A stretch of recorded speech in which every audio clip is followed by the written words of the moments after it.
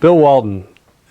I'm in college the same time he's in college. I'm looking at this UCLA dynasty being perpetuated by a new guy, the big guy with the red hair, following Lou Alcindor, and he's John Wooden's guy, the dominance, and then he goes to the pros, #1 pick, and he's a mystical guy. You never hear much out of his mouth. We didn't know he had a stutter and he's shy. We just thought he's mystical. And, the whole counterculture thing, protesting the war and the ponytail and the diet, Jack Scott. Then he's supposedly harboring Patty Hearst. There's just all this cosmic stuff around him. Grateful Dead. Wins the championship. He's MVP of the league. David Halberstam, the first great sports book, all the stuff. And we sort of follow him from afar, and he's breaking down. He's never playing. It's kind of a wasted career. Then he comes to Boston, and I still was holding. I had trailed him at one time in his mysticism and his greatness. Never got much. Now he comes to Boston, and he's like, he'll interrupt you at breakfast to talk about the Celtics, talk about Red, ask you questions.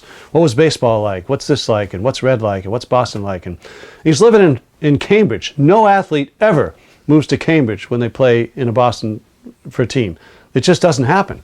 He lived in Cambridge, the 4 little kids riding their bikes inside this big old house, the 4 little Walton boys. 2 of them were born on Halloween. They call them Halloween 1 and Halloween 2. And they'd have their mud on their feet and get into the hot tub at Hellenic. And it was just, and Susie lets a stripper come to practice to entertain Bill on his birthday. It was nuts. And his first game, this gets underplayed.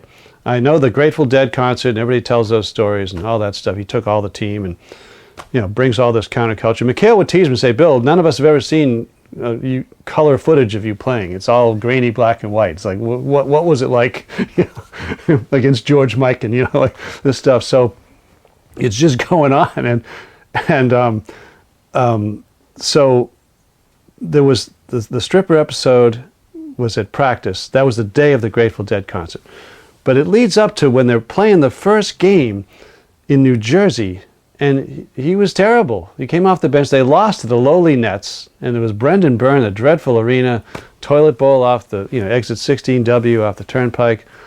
And this is a bad start. This team's supposed to be epic, and they're beefed up, and they got all the Jerry Seastings new, and this is going to be their year, and it was, but not that night.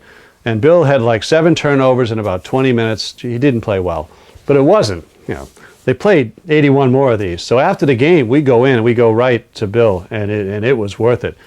He says, I just have to announce that I am a disgrace to the game of basketball, and it goes from there. And they're like, it was like Flounder and Animal House. They're throwing stuff out. Bill, we get 81 more of these. Shut up, have a beer, Larry's like, if I have to hear this 81 more times. And it was just, but I'm like, this is the greatest. He says, I'm a disgrace to the game of basketball. I would still send him a text, say, Billy, you think Jaylen Brown was a disgrace to the game of basketball? He said, no, I am a disgrace to the game of basketball.